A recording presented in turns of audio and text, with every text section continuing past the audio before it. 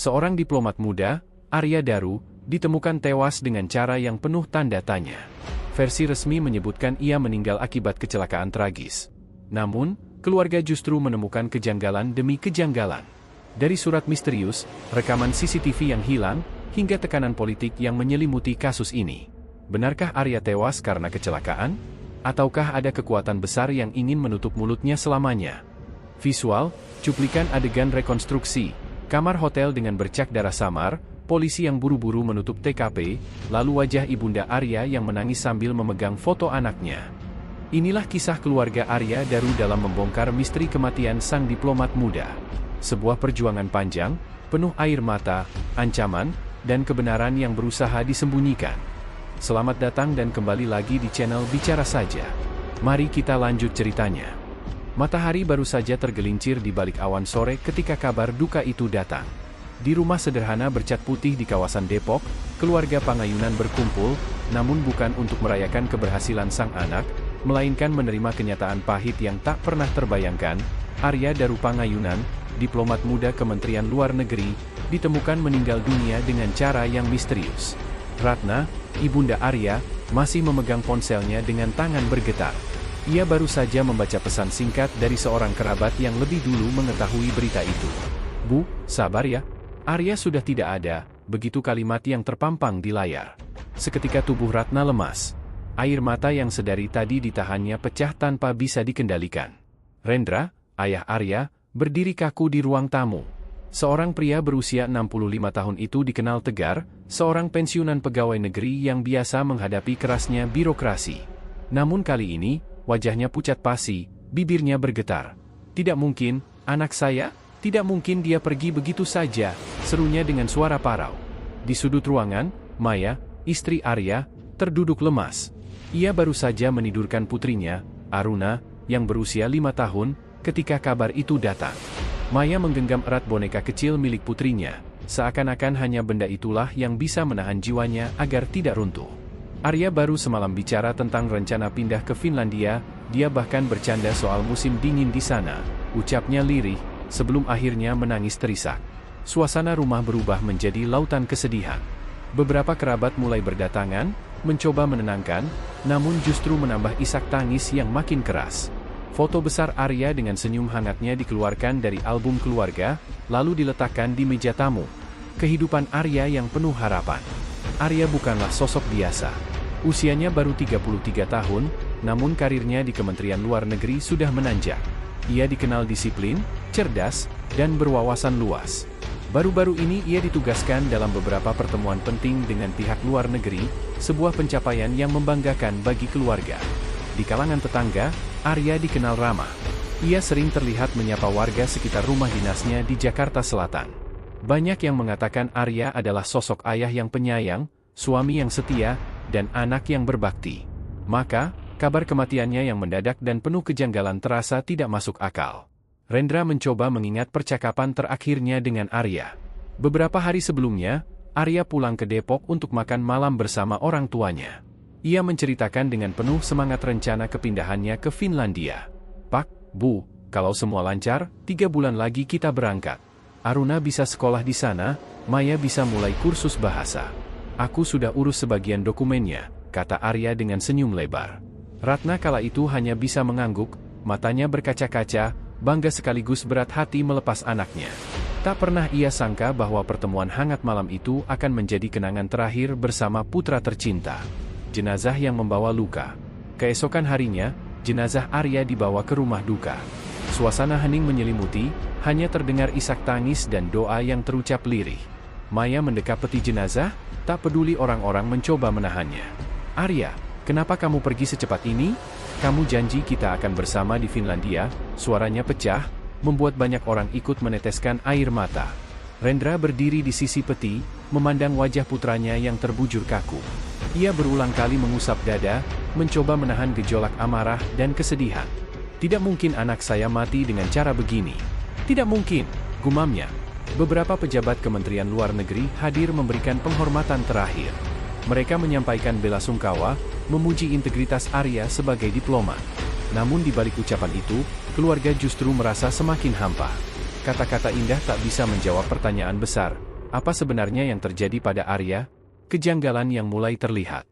Setelah berita kematian Arya tersebar, keluarga mulai menerima informasi yang aneh. Seorang kerabat menunjukkan bahwa akun Instagram Arya masih aktif.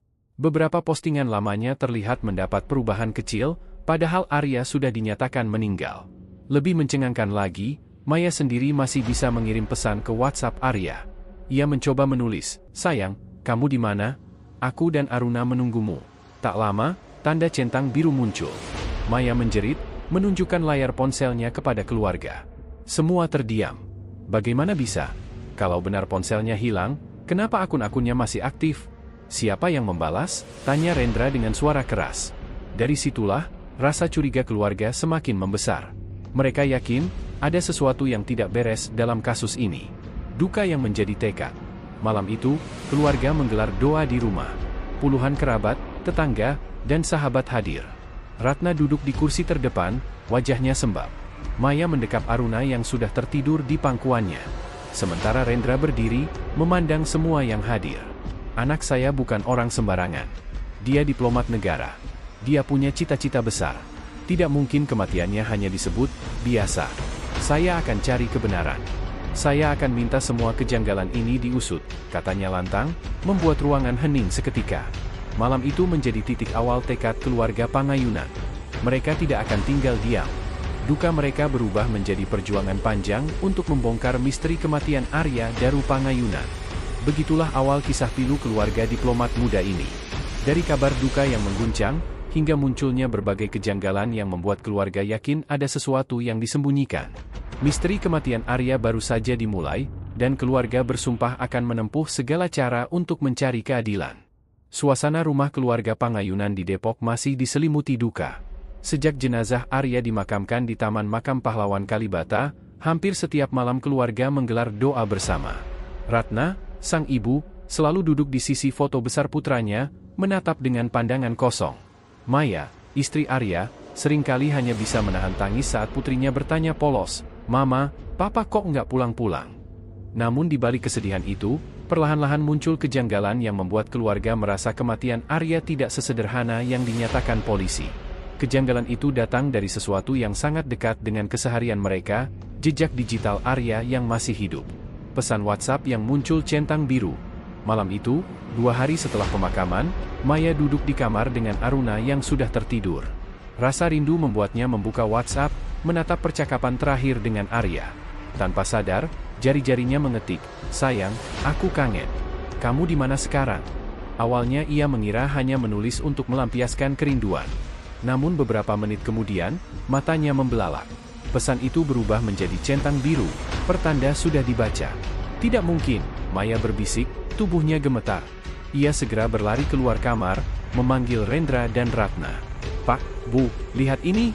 Pesan saya ke Arya dibaca." Rendra mengambil ponsel itu, menatap layar dengan sorot tajam. "Siapa yang membaca ini?" "Ponsel Arya katanya tidak ditemukan polisi. Kalau memang hilang, siapa yang pegang?" Ruangan itu mendadak hening. Ratna terisak, seakan hatinya kembali tercabik. Kalau memang Arya sudah pergi, kenapa pesannya masih bisa terbaca? Akun Instagram yang masih aktif. Belum habis rasa kaget mereka, kabar lain datang dari salah satu sepupu Arya. Ia menunjukkan bahwa akun Instagram Arya masih terlihat aktif.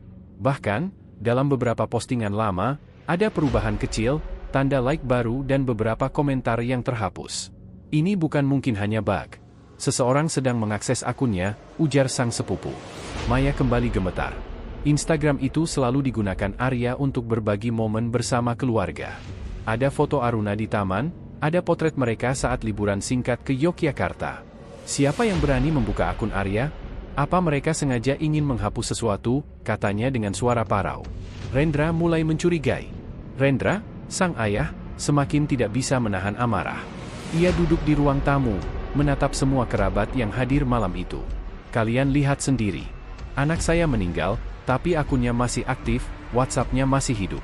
Kalau polisi bilang tidak ada keterlibatan orang lain, lalu siapa yang pegang ponsel Arya sekarang?" Beberapa kerabat mencoba menenangkan, tapi Rendra tak bisa diam. Ia meyakini ada pihak yang sengaja mengendalikan ponsel Arya setelah kematiannya. Ini bukan hal kecil. Ponsel itu kunci. Ada semua rahasia Arya di sana. percakapan, rencana ke Finlandia, bahkan mungkin catatan pekerjaannya sebagai diplomat. Kalau hilang begitu saja, jelas ada yang menyembunyikan sesuatu. Maya dan pesan misterius. Malam berikutnya, Maya kembali mencoba mengirim pesan ke WhatsApp Arya. Kali ini ia menulis, "Sayang, aku tidak kuat tanpa kamu. Kalau kamu bisa dengar, beri aku tanda." Beberapa detik kemudian, centang biru kembali muncul. Namun yang lebih mengejutkan, ikon sedang mengetik sempat terlihat di layar Maya selama beberapa detik, sebelum akhirnya menghilang begitu saja. Maya menjerit histeris. Dia hampir membalas. Ratna langsung memeluk menantunya erat, berusaha menenangkan. Tapi Maya terus menangis. Kalau bukan Arya, siapa yang sedang mengetik itu? Siapa yang bermain dengan nomor ini? Kecurigaan mengarah ke hilangnya ponsel. Kejanggalan demi kejanggalan membuat keluarga semakin yakin ada pihak yang menguasai ponsel Arya. Mereka ingat, sejak awal polisi memang tidak pernah menemukan ponsel tersebut. Laporan resmi hanya menyebutkan barang-barang pribadi seperti dompet dan kartu identitas, namun tidak ada tanda-tanda ponsel. Ponsel itu hilang bukan kebetulan, kata Rendra dengan nada tegas. Pasti ada orang yang sengaja mengambilnya sebelum polisi datang. Dan orang itu sekarang menggunakan ponsel itu untuk membuka akun Arya. Suasana rumah duka yang berubah.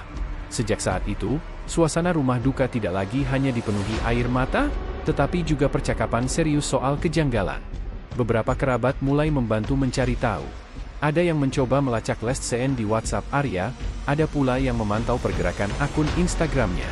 Lihat, akun Instagram Arya masih menampilkan status aktif 1 jam yang lalu, ujar salah satu keponakan sambil menunjukkan layar ponselnya. Semua yang hadir tercengang. Maya kembali menangis. Kalau dia masih ada, kenapa tidak pulang? Kalau dia sudah tiada, kenapa masih ada yang memainkan akunnya? Ratna hanya ingin kepastian. Ratna, sang ibu, mencoba bicara di tengah kegaduhan itu. Dengan suara serak, ia berkata, "Saya hanya ingin kepastian. Anak saya sudah pergi, saya terima itu. Tapi tolong, jangan permainkan kami dengan semua ini. Kalau benar ada yang menguasai ponselnya, berarti ada yang tidak jujur soal kematian Arya." Kalimat itu membuat semua terdiam. Hanya isak tangis yang terdengar dari sudut ruangan. Laporan ke polisi. Akhirnya, keluarga memutuskan untuk melaporkan temuan ini ke pihak kepolisian. Rendra sendiri yang datang ke kantor polisi, ditemani beberapa kerabat. Ia membawa bukti tangkapan layar WhatsApp Maya, juga aktivitas terbaru di Instagram Arya. Di depan penyidik, Rendra berkata lantang, "Anak saya diplomat negara. Jangan main-main dengan nyawanya. Kalau akunnya masih aktif, itu berarti ada orang lain yang terlibat. Kami menuntut penyelidikan ulang." Namun jawaban polisi saat itu mengecewakan. Mereka hanya mengatakan akan menindaklanjuti laporan tersebut, tanpa memberikan kepastian. Rendra pulang dengan wajah merah padam, matanya penuh kemarahan. Jejak digital Arya yang masih aktif setelah kematiannya menjadi misteri besar. Bagi keluarga, ini bukan sekadar kejanggalan teknis, tapi bukti bahwa ada pihak lain yang sengaja memainkan ponsel almarhum. Dari sinilah kecurigaan semakin kuat, kematian Arya Darupangayunan bukanlah kematian biasa. Sejak kematian Arya Darupangayunan diumumkan, satu hal yang terus membayangi pikiran keluarga adalah keberadaan ponsel pribadinya. Benda kecil itu seolah hilang ditelan bumi. Polisi menyatakan tidak menemukannya di lokasi kejadian, sementara laporan resmi hanya menyebut barang-barang lain seperti dompet dan kartu identitas. Bagi orang lain, mungkin kehilangan ponsel hanyalah detail kecil. Namun bagi keluarga Pangayunan, ponsel itu adalah kunci jawaban. Di sanalah terdapat percakapan terakhir, catatan pekerjaan Arya sebagai diplomat, bahkan dokumen digital tentang rencana besar kepindahan keluarga ke Finlandia. Kegelisahan Rendra. Rendra semakin gelisah setiap kali mengingat hal itu. Di ruang tamu rumahnya di Depok, ia berkali-kali menatap foto besar Arya yang terpajang di dinding. Arya selalu membawa ponselnya. Itu benda yang paling tidak pernah lepas dari tangannya. Bagaimana bisa hilang begitu saja, gumamnya. Maya, yang duduk di sebelahnya, hanya bisa menunduk. Ia tahu betul kebiasaan suaminya. Mas Arya bahkan tidur saja ponselnya ditaruh di sisi bantal. Tidak mungkin dia tinggalkan, apalagi hilang begitu saja tanpa jejak, ucapnya lirih. Rendra mengepalkan tangannya. Kalau benar polisi tidak menemukannya, berarti ada orang lain yang lebih dulu mengambil. Dan orang itu pasti tahu sesuatu. Kunjungan ke rumah dinas. Untuk mencari petunjuk, keluarga memutuskan kembali ke rumah dinas Arya di kawasan Jakarta Selatan. Bersama beberapa kerabat, mereka masuk ke kamar kerja kecil milik Arya. Di sana masih ada tumpukan buku diplomasi, dokumen-dokumen berserakan, dan sebuah laptop yang sudah disegel polisi. Maya berdiri di sudut ruangan, menatap meja kerja itu dengan mata berkaca-kaca. Di sini tempat dia sering begadang, menyusun laporan untuk kementerian. Ponselnya selalu dicolok di charger sebelah laptop. Tapi sekarang hilang, seperti ada yang sengaja menghapus jejaknya. Rendra berjalan perlahan menyusuri ruangan, mencoba membayangkan detik-detik terakhir anaknya di sana. Pasti ada yang mengambil ponsel ini sebelum aparat datang. Kalau tidak, kenapa hilang? Suaranya berat, penuh curiga. Diskusi keluarga di Depok. Malamnya, keluarga berkumpul kembali di rumah Depok. Kerabat-kerabat yang hadir ikut menyoroti hilangnya ponsel Arya. Salah seorang paman berpendapat, kalau ponselnya masih aktif, artinya kartunya tidak dicabut. Itu bisa dilacak sebenarnya dari operator. Tapi kenapa polisi tidak melakukannya? Maya mengangguk. Saya masih bisa lihat last scene di WhatsApp. Bahkan 2 hari lalu sempat muncul tanda, sedang mengetik. Kalau benar ponselnya hilang, siapa yang menggunakannya sekarang? Kerabat lain menimpali, kalau polisi tidak mau mendalami, mungkin ada alasan. Bisa jadi ada sesuatu yang tidak ingin mereka buka. Ucapan itu membuat ruangan mendadak senyap. Rendra menatap semua orang dengan sorot mata tajam. Kalau mereka tidak mau mengusut, kita sendiri yang akan cari tahu. Kita tidak bisa diam. Kekecewaan di kantor polisi. Beberapa hari kemudian, Rendra mendatangi kantor polisi bersama seorang pengacara keluarga. Mereka membawa bukti-bukti tangkapan layar WhatsApp Maya dan aktivitas Instagram Arya. Di ruang penyidik, Rendra bertanya dengan nada tegas, "Kenapa ponsel anak saya tidak ditemukan? Apakah benar hilang, atau justru diamankan seseorang?" Seorang penyidik hanya menjawab diplomatis, "Kami sudah melakukan pencarian di lokasi, Pak. Barang bukti yang kami temukan sudah sesuai laporan. Mengenai ponsel, memang tidak ada di TKP." Rendra menatap tajam. Tapi akun WhatsApp dan Instagramnya masih aktif. Itu berarti ponselnya ada di tangan seseorang. Kenapa kalian tidak melacak? Penyidik itu terdiam sejenak sebelum berkata, "Kami akan coba koordinasi dengan pihak operator." Namun hingga pertemuan berakhir, tidak ada kepastian jelas. Keluar dari kantor polisi, wajah Rendra memerah menahan marah. Mereka tidak serius. Seakan-akan ada yang sengaja membiarkan ponsel itu lenyap. Maya yang hancur. Sementara itu, Maya semakin hancur batinnya. Ia merasa ada yang sengaja mempermainkan dirinya melalui ponsel Arya. "Setiap kali saya kirim pesan, selalu centang biru. Kadang terlihat sedang online. Tapi tidak pernah ada balasan. Itu membuat saya merasa seperti dihantui," katanya sambil menangis di pelukan Ratna. Ratna mencoba menenangkan, tapi dalam hatinya sendiri ia juga dihantui rasa takut. Kalau benar ada orang yang pegang ponsel Arya, siapa dia? Apa yang dia mau dari kita? Pertemuan dengan sahabat Arya. Beberapa hari kemudian, seorang sahabat dekat Arya dari Kemlu datang ke rumah keluarga di Depok. Namanya Bagas, rekan satu angkatan Arya. Ia bercerita bahwa Arya sempat curhat tentang beberapa masalah sebelum wafat. Dia bilang merasa diawasi. Katanya, ada dokumen yang sensitif. Tapi dia tidak pernah menjelaskan lebih jauh, ucap Bagas. Rendra menatap Bagas lekat-lekat. "Apa kamu tahu, apakah dokumen itu ada di ponselnya?" Bagas terdiam sejenak, lalu mengangguk pelan. "Kemungkinan besar iya. Arya memang sering menyimpan catatan penting di ponsel. Kalau ponselnya hilang, itu bisa jadi alasan kenapa semua ini terasa janggal." Kemarahan yang meledak. Mendengar itu, Rendra semakin yakin ada yang tidak beres. Di ruang tamu, ia berdiri dan bersuara lantang di depan semua orang. "Ponsel itu bukan sekadar barang hilang. Itu bukti. Kalau aparat benar-benar mau, mereka bisa melacaknya. Tapi kenapa sampai sekarang tidak ada hasil? Jangan-jangan memang ada yang sengaja menutupi kebenaran." Ratna meneteskan air mata. Maya hanya bisa terdiam sambil memeluk Aruna yang kebingungan melihat kakeknya marah. "Kalau perlu, saya akan minta presiden sendiri turun tangan," Rendra menambahkan dengan suara keras. Kata-kata itu menggema di seluruh rumah, menjadi tekad baru keluarga untuk terus mencari keadilan. Hilangnya ponsel Arya Darupangayunan bukan sekadar detail kecil. Bagi keluarga, itu adalah kunci untuk mengungkap misteri kematiannya. Jejak digital yang masih hidup, kesaksian sahabat, dan sikap aparat yang terkesan menutup mata membuat kecurigaan semakin kuat. Ada yang sengaja menghilangkan bukti penting. Misteri ini belum selesai, bahkan baru saja dimulai. Malam itu Jakarta tampak sibuk seperti biasa. Jalanan dipenuhi kendaraan yang saling beradu klakson, sementara lampu-lampu kota menyala terang menutupi gelapnya langit. Namun, bagi keluarga Arya Daru, setiap detik malam ini terasa menegangkan.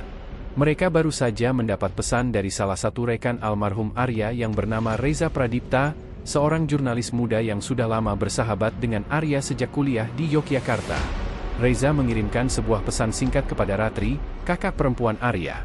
Pesan itu hanya berisi, "Mbak, saya harus bicara. Ada sesuatu yang Arya titipkan sebelum ia berangkat ke Myanmar. Tolong jangan ceritakan ke siapa-siapa. Kita harus bertemu langsung." Ratri langsung merasa dadanya berdegup kencang. Ia segera memberitahu ayahnya, Bapak Surya Daru, yang sejak pagi sudah tampak letih menghadapi kedatangan aparat yang tak kunjung memberi jawaban pasti. "Pak, Reza bilang dia menyimpan sesuatu dari Arya. Apa kita perlu temui dia malam ini?" tanya Ratri dengan nada cemas. Pak Surya menatap putrinya dengan sorot mata penuh keraguan. "Kalau benar ada yang dititipkan Arya, itu pasti penting. Tapi kita harus hati-hati. Situasinya terlalu aneh. Banyak pihak yang mungkin tidak ingin kita tahu apa sebenarnya yang terjadi." Setelah diskusi singkat, diputuskan bahwa Ratri dan sepupunya, Bagas, akan menemui Reza malam itu di sebuah kafe kecil di kawasan Menteng. Sementara itu, Pak Surya tetap di rumah bersama istri dan adik bungsu Arya, Nadia, untuk berjaga kalau-kalau ada hal yang tak terduga. Pertemuan dengan Reza. Kafe itu tampak sepi. Hanya ada beberapa pengunjung yang duduk di sudut ruangan sambil mengetik di laptop atau sekadar menyesap kopi. Ratri masuk dengan wajah tegang, sementara Bagas terus memantau sekitar dengan waspada. Di pojok ruangan, seorang pria berkacamata dengan ransel hitam melambaikan tangan pelan. "Itu Reza. Terima kasih sudah datang," ucap Reza, suaranya terdengar pelan namun tergesa. "Saya tidak bisa menunda ini lagi. Arya menitipkan sesuatu kepada saya 2 hari sebelum keberangkatannya ke Myanmar." Ratri menahan napas. "Apa itu, Za?" Reza membuka ranselnya perlahan, lalu mengeluarkan sebuah flash disk kecil berwarna biru. Ia meletakkannya di atas meja, lalu menutup ransel dengan cepat. "Arya bilang, kalau ada apa-apa yang menimpa dirinya, saya harus serahkan ini ke keluarganya. Dia tidak menjelaskan banyak, hanya berpesan agar jangan sampai benda ini jatuh ke tangan orang yang salah." Bagas menatap flash disk itu dengan wajah serius. "Apa kamu sudah melihat isinya?" Reza menggeleng cepat. "Tidak. Saya bahkan tidak berani menyentuh filenya. Arya bilang semuanya sangat sensitif. Dia hanya menyebut kata, laporan rahasia, dan pihak ketiga. Saya tidak tahu apa maksudnya." Ratri merasakan tangannya gemetar saat mengambil flash disk itu. Ia tahu, apapun yang tersimpan di dalamnya mungkin bisa menjawab teka-teki kematian adiknya. Tapi sekaligus, benda kecil ini bisa menjadi ancaman besar bagi keselamatan keluarganya. Bayangan gelap mengintai. Mereka belum sempat berlama-lama berbicara ketika Bagas menyadari sesuatu. Dari kaca kafe, ia melihat ada 2 pria berbadan tegap duduk di mobil hitam yang sejak tadi terparkir tak jauh dari pintu masuk. Mereka tampak memperhatikan ke arah kafe dengan tatapan tajam. "Ratri, kita harus pergi sekarang," bisik Bagas. "Aku tidak suka tatapan mereka. Bisa jadi kita sedang diawasi." Reza langsung ikut panik. "Itu dia alasan kenapa saya minta ketemu cepat. Sejak Arya wafat, saya merasa sering diikuti orang. Saya tidak tahu siapa mereka, tapi saya yakin ini ada hubungannya dengan flash disk itu." Tanpa membuang waktu, mereka bertiga segera meninggalkan kafe lewat pintu belakang. Jalanan kecil yang gelap menjadi jalur pelarian mereka malam itu. Ratri berusaha menjaga flash disk itu tetap tersembunyi di genggamannya, sementara Bagas sesekali menoleh ke belakang memastikan tidak ada yang mengikuti. Kembali ke rumah. Setelah perjalanan penuh ketegangan, akhirnya mereka berhasil sampai ke rumah keluarga Daru di kawasan Depok. Pak Surya yang sudah menunggu dengan cemas segera menyambut mereka. "Apa yang terjadi? Kenapa kalian terlihat panik?" tanya Pak Surya. Ratri tak langsung menjawab. Ia hanya mengangkat tangan dan menunjukkan flash disk kecil itu. "Pak, ini titipan Arya. Dari Reza. Katanya isinya sangat penting." Semua anggota keluarga terdiam. Seakan waktu berhenti sesaat. Mereka tahu, benda kecil ini mungkin adalah kunci yang bisa membuka tabir misteri kematian Arya. Namun, di saat yang sama, mereka juga sadar bahwa bahaya yang lebih besar kini mengintai. Pak Surya menatap semua anggota keluarganya, lalu berkata dengan suara berat, "Kita tidak bisa sembarangan membuka file ini. Harus ada cara aman. Kita butuh orang yang bisa dipercaya." Misteri yang kian dalam. Malam itu keluarga Daru tidak bisa tidur. Mereka bergantian berjaga, khawatir jika rumah mereka diawasi atau bahkan diserang oleh orang-orang yang menginginkan isi flash disk tersebut. Di kamar kecil yang kini kosong sejak kepergian Arya, Ratri duduk menatap foto adiknya yang masih tergantung di dinding. Ia berbisik lirih, "Apa yang sebenarnya kau sembunyikan, Arya? Kenapa kau harus menanggung semua ini sendirian?" Di luar kamar, Bagas dan Pak Surya berdiskusi pelan. Mereka sepakat untuk mencari bantuan dari seorang teman lama Pak Surya yang dikenal sebagai mantan penyidik KPK, bernama Pak Bram Yudhistira. Bram adalah orang yang terkenal jujur dan berintegritas, meski sudah lama pensiun. "Kalau ada orang yang bisa membantu kita membuka isi flash disk ini dengan aman, itu Bram," ucap Pak Surya dengan keyakinan. Bayangan bahaya. Namun, saat keluarga Daru merasa sedikit lega karena memiliki rencana, sebuah kabar mengejutkan datang lewat telepon Reza. Dengan suara gemetar ia berkata, "Mbak, saya baru pulang ke kosan, pintu kamar saya sudah dirusak. Semua dokumen saya berantakan. Saya yakin ada yang menggeledah mencari flash disk itu." Ratri menutup mulutnya menahan teriakan. Pak Surya menggenggam bahunya dengan kuat. "Kita sudah tidak punya waktu. Besok pagi, kita harus bertemu Bram. Kalau tidak, semua ini bisa berakhir buruk bagi kita semua." Malam itu, keluarga Daru benar-benar menyadari bahwa kematian Arya bukanlah akhir dari masalah. Justru inilah awal dari sebuah permainan berbahaya yang melibatkan kekuatan besar di balik layar. Dan di tangan mereka kini ada kunci, flash disk kecil berwarna biru, yang bisa membuka tabir kebenaran, sekaligus mengundang bahaya yang mungkin lebih besar dari yang pernah mereka bayangkan. Surat rahasia dan tekanan politik, keluarga Arya kian terjepit. Malam itu, di rumah keluarga Daru di daerah Condet, suasana tegang kembali menyelimuti ruang tamu. Hanya cahaya lampu gantung yang berayun pelan akibat angin malam dari jendela terbuka. Di meja kayu besar, berserakan foto-foto Arya, guntingan berita, serta catatan kecil yang ditulis tangan oleh Damar. Mereka sedang melakukan semacam investigasi kecil-kecilan, mencoba merangkai potongan puzzle yang berserakan. Tiba-tiba, Lestari, kakak perempuan Arya, masuk membawa sebuah amplop kecoklatan yang sudah usang. Wajahnya pucat. "Ini, aku menemukannya di laci kamar Arya," katanya dengan suara gemetar. Semua mata langsung tertuju pada amplop itu. Damar buru-buru mengambilnya, membuka lipatan kertas di dalamnya. Ternyata itu sebuah surat, ditulis dengan tulisan tangan Arya sendiri. Isinya tidak terlalu panjang, tetapi cukup membuat semua yang ada di ruangan itu saling berpandangan penuh tanya. "Jika sesuatu terjadi padaku, jangan percaya begitu saja apa yang diberitakan. Ada hal besar yang sedang kucoba ungkap. Aku tahu risikonya, tapi aku tidak bisa tinggal diam. Maafkan aku. Jangan berhenti mencari kebenaran." Membaca kalimat itu, tubuh Damar serasa kaku. Napasnya berat. Tangannya gemetar, sampai akhirnya surat itu jatuh di meja. Dia sudah tahu akan ada sesuatu yang terjadi padanya, gumamnya pelan, hampir tak terdengar. Pak Daru yang sejak tadi diam, akhirnya angkat bicara. "Ini jelas bukan kecelakaan biasa. Arya pasti sedang mengusik sesuatu yang besar." Suaranya tegas, namun matanya berkaca-kaca. Di sisi lain, ibunda Arya, Bu Ningsih, menangis tertahan. Ia memeluk foto Arya sambil berbisik lirih, "Nak, kenapa tidak cerita ke ibu lebih dulu? Kenapa harus menanggung semua sendirian?" Keesokan harinya, Damar memberanikan diri untuk membawa surat itu ke pihak kepolisian. Ia berharap, bukti ini cukup kuat untuk mendorong penyelidikan lebih mendalam. Namun, setibanya di kantor polisi, respon yang diterimanya sungguh mengecewakan.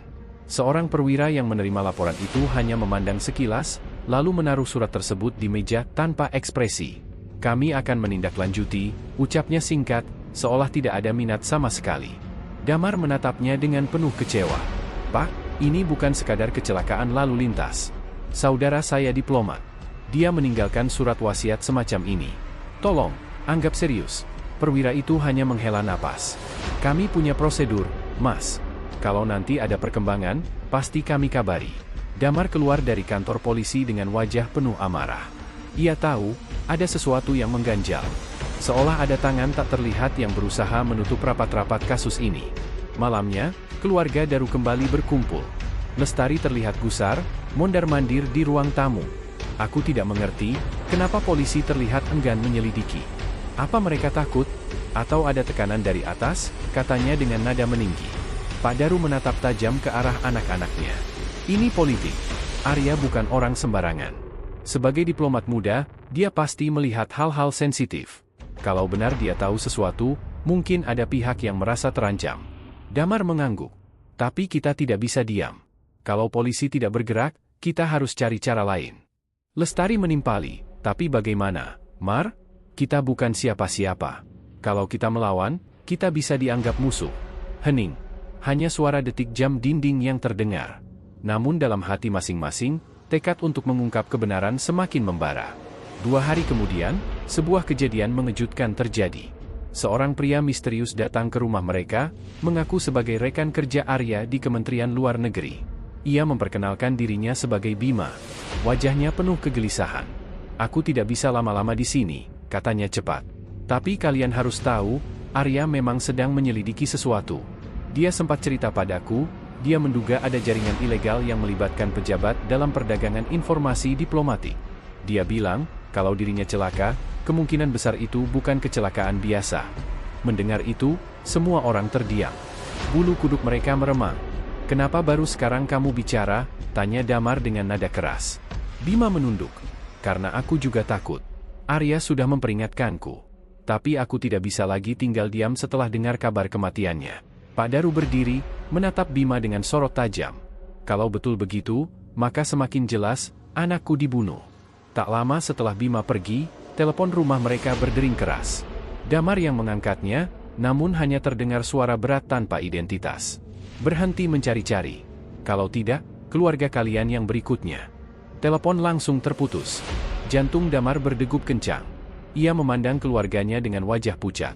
"Mereka tahu, mereka mengawasi kita." Bu Ningsih langsung memeluk cucunya yang kecil, ketakutan. Lestari hampir pingsan mendengar ancaman itu. Pak Daru hanya berdiri kaku, matanya menatap kosong ke arah pintu rumah. Malam itu, tidak ada yang bisa tidur. Mereka tahu, perjuangan ini semakin berbahaya. Tetapi menyerah bukanlah pilihan. Arya sudah meninggalkan pesan terakhir, dan keluarga merasa berkewajiban untuk menepati pesan itu, jangan berhenti mencari kebenaran. Dengan gambaran keluarga Daru yang duduk bersama di ruang tamu, surat Arya terbentang di meja, wajah mereka penuh kelelahan, tapi juga dipenuhi tekad. Di luar rumah, terdengar suara motor berhenti sebentar, lalu pergi lagi, seperti tanda bahwa mata-mata selalu mengawasi. "Apapun risikonya, kita akan terus maju," kata Damar lirih, tapi penuh keyakinan. Dan semua yang hadir hanya bisa mengangguk, meski rasa takut masih mencengkeram dada. Suasana rumah keluarga Arya Daru di kawasan Cilandak semakin hari semakin sesak oleh tekanan. Media mulai berani mengangkat kisah kejanggalan kematian diplomat muda itu.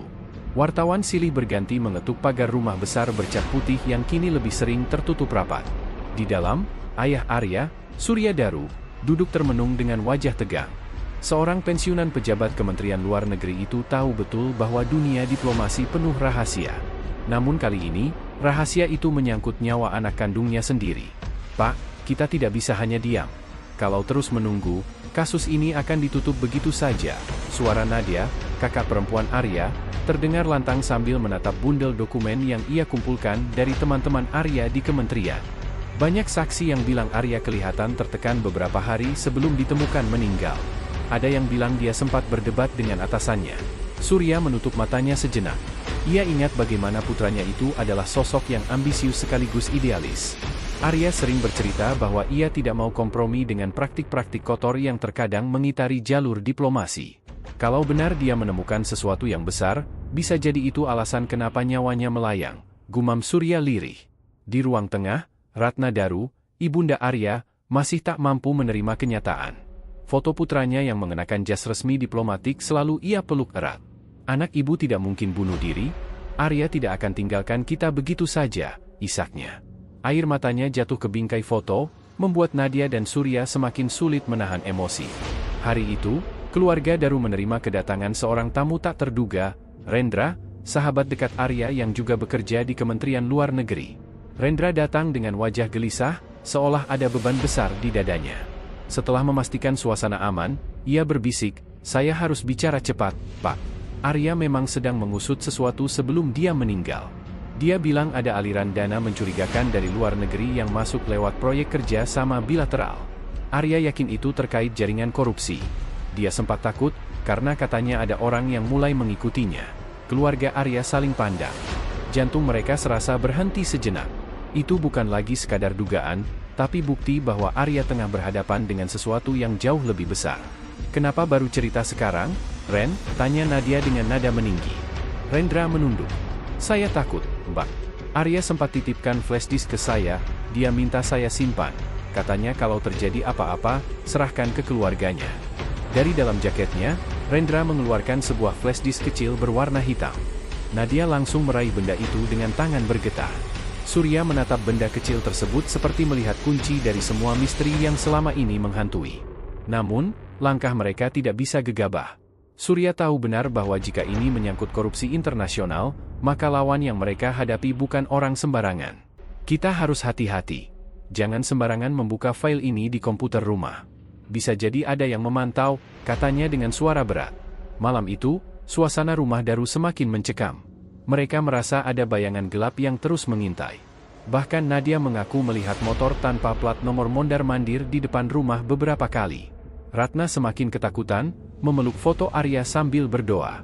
Di sisi lain, Surya mulai menghubungi beberapa kenalannya di kalangan jurnalis investigasi yang bisa dipercaya.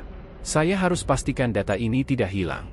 Kalau benar ada bukti kuat di dalam flash disk, maka inilah senjata terakhir Arya untuk membuktikan bahwa dia dibunuh, bukan bunuh diri," ujar Surya mantap. Namun, keesokan harinya, sebuah peristiwa mengejutkan terjadi. Saat Nadia hendak keluar rumah untuk membeli kebutuhan harian, ia menyadari pagar rumah mereka sudah rusak seperti didobrak. Bagian kunci gembok tampak terkelupas. Nadia panik dan langsung memanggil ayahnya. "Pak, ini, sepertinya ada yang mencoba masuk tadi malam," teriaknya. Surya berlari keluar, memeriksa pagar, lalu menoleh pada Nadia dengan wajah pucat.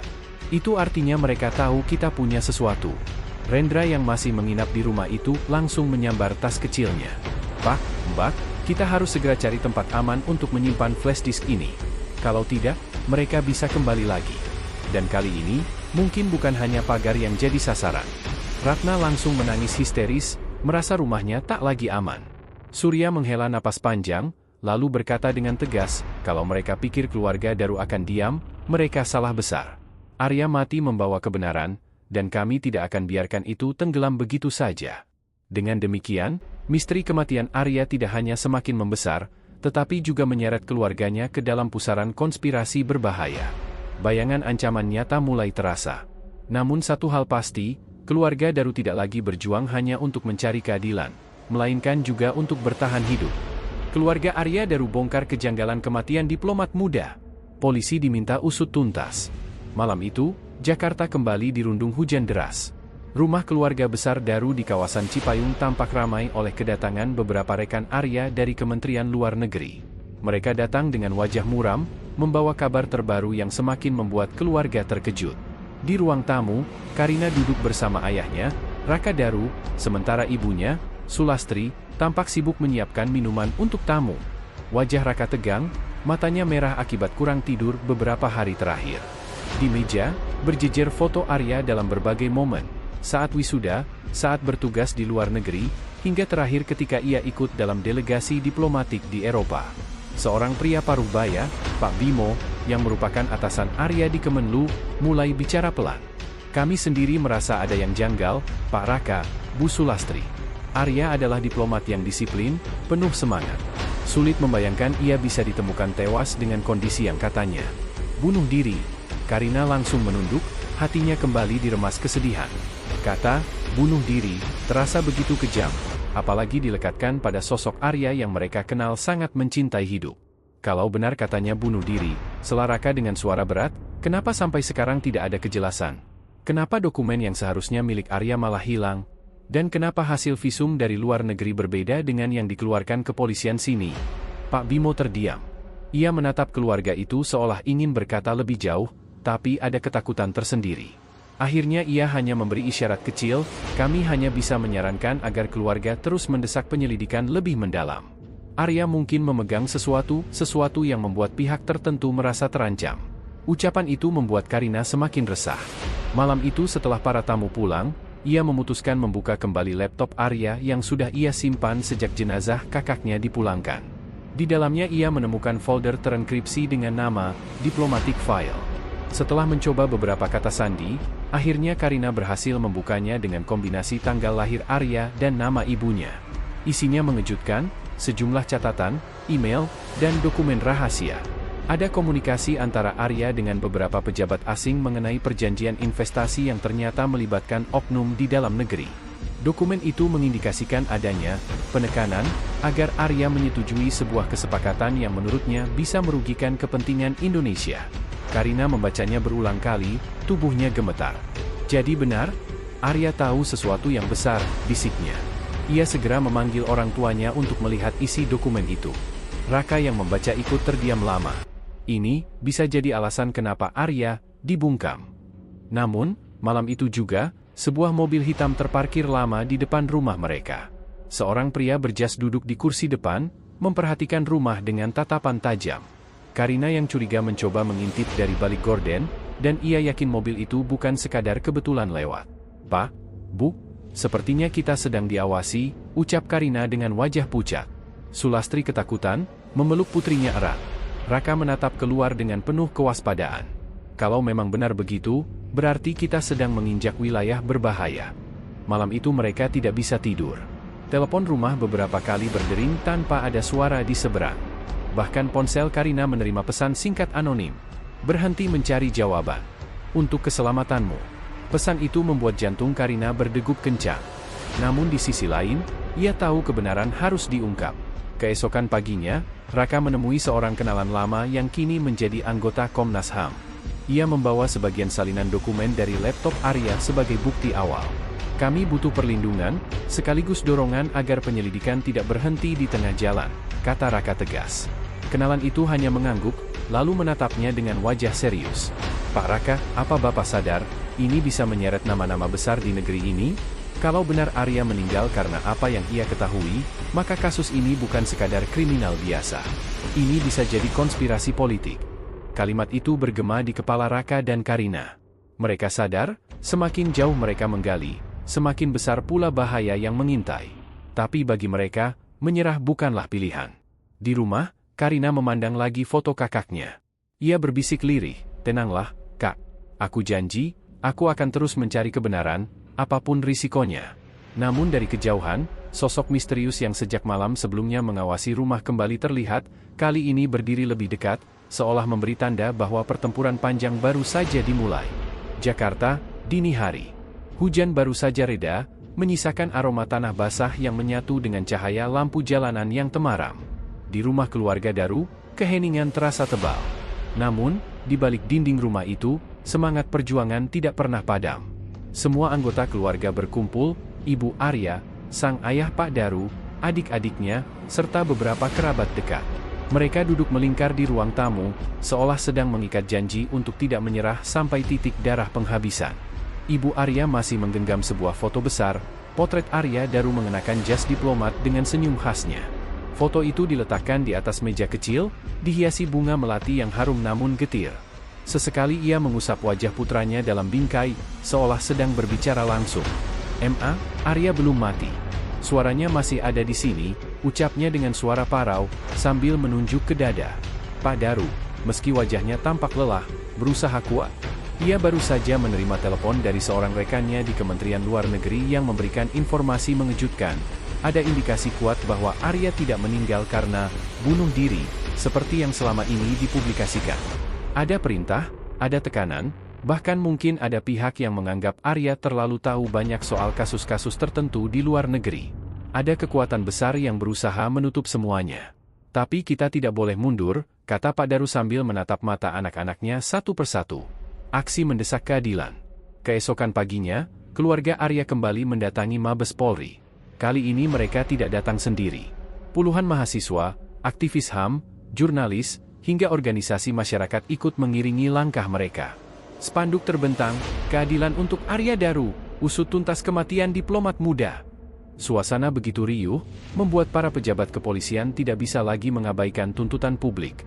Di hadapan awak media, adik Arya, Dimas Daru, berbicara dengan lantang. "Kami bukan hanya menuntut keadilan untuk kakak saya. Kami menuntut agar tidak ada lagi anak muda yang dikorbankan oleh sistem yang kotor ini. Arya berjuang dengan idealisme, dia percaya diplomasi adalah jalan damai untuk bangsa. Tapi nyawanya direnggut dengan kejam. Kami minta kepolisian membuka penyelidikan baru, dengan melibatkan tim independen. Pernyataan itu menggema, membuat banyak orang yang hadir ikut terharu. Para aktivis menyalakan lilin di depan Mabes Polri, melambangkan cahaya kebenaran yang tidak boleh padam. Dokumen rahasia terungkap. Di tengah tekanan publik, sebuah kejutan terjadi. Seorang mantan staf Kemenlu diam-diam mendatangi keluarga Daru. Ia membawa sebuah flash disk berisi dokumen penting. Laporan investigasi internal yang menunjukkan bahwa Arya memang tengah menangani kasus besar, penyelundupan manusia yang melibatkan sindikat internasional. Dalam laporan itu, terdapat nama-nama oknum pejabat yang terlibat, baik di dalam maupun di luar negeri. Dokumen itu jelas menjadi kunci. Arya tampaknya sudah terlalu dekat dengan kebenaran, sehingga keberadaannya dianggap mengancam. Inilah yang membuat nyawanya dihabisi. Ini bukan hanya tentang Arya. Ini tentang kejahatan besar yang melibatkan banyak pihak. Kalau kalian bisa buka ini ke publik, dunia akan tahu siapa sebenarnya di balik semua ini, ujar sang saksi dengan wajah cemas. Pak Daru menerima flash disk itu dengan tangan bergetar. Ia tahu, benda kecil ini bisa menjadi senjata, tapi sekaligus ancaman. Jika salah langkah, keselamatan keluarganya bisa terancam. Namun ia juga sadar, inilah jalan menuju kebenaran yang selama ini mereka cari. Media internasional ikut menyorot. Tak lama kemudian, berita tentang kasus Arya Daru menembus batas negara. Media asing mulai menulis headline, "Young Indonesian Diplomat Dies Under Suspicious Circumstances." Tekanan dari luar negeri semakin kuat. Beberapa LSM internasional menyerukan agar PBB ikut memantau penyelidikan kematian Arya. Kementerian Luar Negeri RI yang awalnya bungkam, kini mulai goyah. Juru bicara Kemenlu akhirnya mengeluarkan pernyataan. Kami mendukung penuh penyelidikan menyeluruh terkait kematian diplomat muda, Arya Daru. Kementerian siap bekerja sama dengan kepolisian, dan menyerahkan semua dokumen yang relevan. Bagi keluarga, ini adalah titik balik. Dinding yang tadinya kokoh menutup kebenaran mulai retak sedikit demi sedikit. Kenangan yang hidup selamanya. Malam itu, keluarga Daru kembali berkumpul di rumah. Mereka memutar rekaman video lama Arya saat sedang memberikan pidato dalam sebuah forum mahasiswa di kampusnya dulu. Suaranya penuh semangat. Kita tidak boleh takut untuk mengatakan kebenaran, meski kebenaran itu menyakitkan. Karena bangsa ini hanya bisa maju jika berani menghadapi luka, bukan menutupinya. Air mata kembali jatuh. Ibu Arya memeluk layar televisi seolah memeluk putranya yang hilang. Dimas mengepalkan tangan, semakin bertekad melanjutkan perjuangan kakaknya. Pak Daru hanya menatap jauh keluar jendela, pada langit malam yang pekat, sambil berbisik lirih. Tenanglah, nak. Kami tidak akan biarkan namamu terkubur begitu saja. Kebenaran akan datang. Keadilan akan kita rebut, meski harus melawan badai. Akhir yang belum usai. Kasus Arya Daru kini resmi dibuka kembali oleh kepolisian, dengan pengawasan publik yang ketat. Namun jalan menuju kebenaran masih panjang, penuh jebakan dan intrik politik. Keluarga Daru tahu, perjuangan mereka baru saja dimulai. Arya mungkin sudah tiada, tapi semangatnya hidup dalam setiap langkah mereka. Namanya akan selalu disebut sebagai simbol perlawanan terhadap ketidakadilan. Dan di antara doa-doa yang dipanjatkan malam itu, hanya satu harapan yang benar-benar mereka jaga, agar darah Arya tidak tumpah sia-sia.